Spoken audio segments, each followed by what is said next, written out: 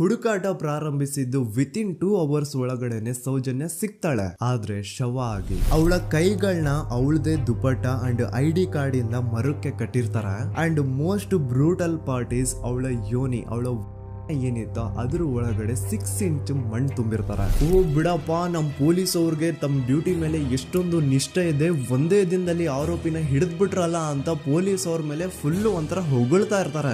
ಆದ್ರೆ ಪಾಪ ಜನರಿಗೆ ಎಲ್ಲಿ ಗೊತ್ತಿತ್ತು ಈ ಕೇಸ್ ನ ರಿಯಲ್ ಆರೋಪಿ ಬೇರೆ ಯಾರೋ ಇದಾರೆ, ಪೊಲೀಸ್ ಅವರೇ ಈ ಕೇಸ್ ನ ಮಿಸ್ಲೀಡ್ ಮಾಡೋದಕ್ಕೆ ಸುಮ್ನೆ ಸಂತೋಷ್ನ ಅರೆಸ್ಟ್ ಮಾಡಿದ್ದಾರೆ ಅಂತ. ಪೊಲೀಸ್ ಅವರು ಈ ಕೇಸ್ ಅಲ್ಲಿ ಕರಪ್ಟ್ ಆಗಿದ್ದಾರೆ, ಪೊಲೀಸ್ ಅವರೇ ಸತ್ಯ ಮುಚ್ಚಿಡ್ಲಿಕ್ಕೆ ಟ್ರೈ ಮಾಡ್ತಿದ್ದಾರೆ. ಹಾಗಾಗಿ ಈ ಕೇಸ್ ನ ಇನ್ಮುಂದೆ ಪೊಲೀಸ್ ಅವರಲ್ಲದೆ CBI ಅವರು ಇನ್ವೆಸ್ಟಿಗೇಷನ್ ಮಾಡಬೇಕು, ಈ ಕೇಸ್ ನ CBI ಒಪ್ಸಿ ಅಂತ ಅಗೇನ್ ಪ್ರೊಟೆಸ್ಟ್ ಗಳು ಸ್ಟಾರ್ಟ್ ಆಗ್ತವೆ. ಸೌಜನ್ಯ ಕೇಸ್ ಒಂದೇ ಅಲ್ಲ, ನಾರಾಯಣ ಹಾಗೂ ಯಮುನಾ ಕೇಸಲ್ಲೂ, ವೇದವಲ್ಲಿ ಕೇಸಲ್ಲೂ, ಆ ಬ್ಯಾಂಕ್ ಮ್ಯಾನೇಜರ್ ನ ಕೇಸಲ್ಲೂ ಹಾಗೂ ಪದ್ಮಲತಾ ಕೇಸಲ್ಲೂ ಸೀದಾ ಡೈರೆಕ್ಟ್ ಡೌಟ್ ಬರೋದೆ ಊರಿನ ಗೌಡ್ರ ಮೇಲೆ. ಸೌಜನ್ಯ ಕೇಸ್ ಬಿಟ್ಟು ಆ ಇನ್ನೊಂದು ಕೇಸ್ ಯಾವುದು, ಅದಕ್ಕೂ ಸಂತೋಷ್ಗೂ ಏನ್ ಸಂಬಂಧ, ಅದ್ರಲ್ಲಿ ಯಾಕೆ ಸಂತೋಷ್ನ ಪೊಲೀಸ್ ಅವರು ಫಿಟ್ ಮಾಡಿದ್ರು ಅಂತ ಪ್ರತಿಯೊಂದು ಹೇಳ್ತೀನಿ.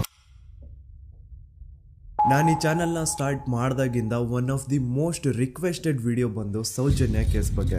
ಸರಿ, ನಮ್ ದೂತ ಸಭೆಯ ಪ್ರಜೆಗಳು ಇಷ್ಟೊಂದು ಕೇಳ್ತಿದಾರಲ್ಲ, ಈ ಒಂದು ಕೇಸ್ ಬಗ್ಗೆ ವಿಡಿಯೋ ಮಾಡುವ ಅಂತ ಸೌಜನ್ಯ ಕೇಸ್ ಬಗ್ಗೆ ನಾನು ರಿಸರ್ಚ್ ಸ್ಟಾರ್ಟ್ ಮಾಡಿದೆ. ಅಂಡ್ ಟ್ರಸ್ಟ್ ಮೀ, ಎಷ್ಟೊಂದು ಕಾಂಪ್ಲೆಕ್ಸ್ ಈ ಒಂದು ಕೇಸ್ ಇದೆ ಅಂತಂದ್ರೆ ನನ್ ತಲೆನೇ ಕೆಟ್ಬಿಡ್ತು. ಬಟ್ ಡೋಂಟ್ ವರಿ, ನಿಮ್ಗಂತೂ ಪ್ರತಿ ಒಂದನ್ನ ತುಂಬಾ ಸಿಂಪಲ್ ಆಗಿ ಅರ್ಥ ಮಾಡಿಸ್ತೇನೆ. ಅನ್ಕೊಳ್ಳಿ, ಒಂದು ಊರು, ಆ ಊರಲ್ಲಿ ಒಂದು ಗೌಡ್ರ ಕುಟುಂಬ ಇದೆ. ಅಂಡ್ ಆ ಗೌಡ್ರ ಕುಟುಂಬ ತುಂಬಾನೇ ಪವರ್ಫುಲ್, ಲೈಕ್ ನಾವು ಮೂವೀಸ್ ಅಲ್ಲಿ ನೋಡ್ತೀವಿ ಹಂಗೆ. ಸೊ ಗೌಡ್ರು ಊರು ಬಂದು ಧರ್ಮಸ್ಥಳ ಅಂತ. ಆ ಒಂದು ಊರಲ್ಲಿ ಇವ್ರಿಗೆ ಸಖತ್ ಕಂಟ್ರೋಲ್ ಇರುತ್ತೆ. ಈವನ್ ಅದೇ ಒಂದು ರೀಜನ್ ಅಲ್ಲಿ ಇರುವಂತಹ ಒಂದು ತುಂಬಾನೇ ಪಾಪ್ಯುಲರ್ ದೇವಸ್ಥಾನನು ಸಹ ಇವರೇ ಕಂಟ್ರೋಲ್ ಮಾಡ್ತಿರ್ತಾರೆ. ಆ ಒಂದು ದೇವಸ್ಥಾನ ಇಂದ ಈ ಗೌಡ್ರ ಕುಟುಂಬಕ್ಕೆ ಎಷ್ಟೊಂದು ದುಡ್ಡು ಬರ್ತಾ ಇರುತ್ತೆ ಅಂತಂದ್ರೆ, ಅದೇ ದುಡ್ಡಲ್ಲಿ ಇವರು ಬೇಜನ್ ಪ್ರೈವೇಟ್ ಪ್ರೈಮರಿ ಅಂಡ್ ಹೈಸ್ಕೂಲ್ಸ್ ನ ಸ್ಥಾಪನೆ ಮಾಡಿರ್ತಾರೆ, ಬೇಜನ್ ಪ್ರೈವೇಟ್ ಮೆಡಿಕಲ್ ಕಾಲೇಜಸ್ ಇರ್ತವೆ, ಅಂಡ್ ಬೇಜನ್ ಪ್ರೈವೇಟ್ ದೊಡ್ಡ ದೊಡ್ಡ ಹಾಸ್ಪಿಟಲ್ಸ್ ಇರ್ತವೆ. ಒಟ್ಟಲ್ಲಿ ಹೇಳ್ಬೇಕು ಅಂತಂದ್ರೆ ದುಡ್ಡಿನ ಸುರಿಮಳೆ ಇವ್ರಿಗೆ. ನೋಡಿ, ನಮ್ಮ ಭಾರತ ದೇಶದಲ್ಲಿ ಒಂದು ಕಾನೂನು ಇದೆ, ದ ರಿಲಿಜಿಯಸ್ ಎಂಡೋಮೆಂಟ್ ಆಕ್ಟ್ 1863 ಅಂತ.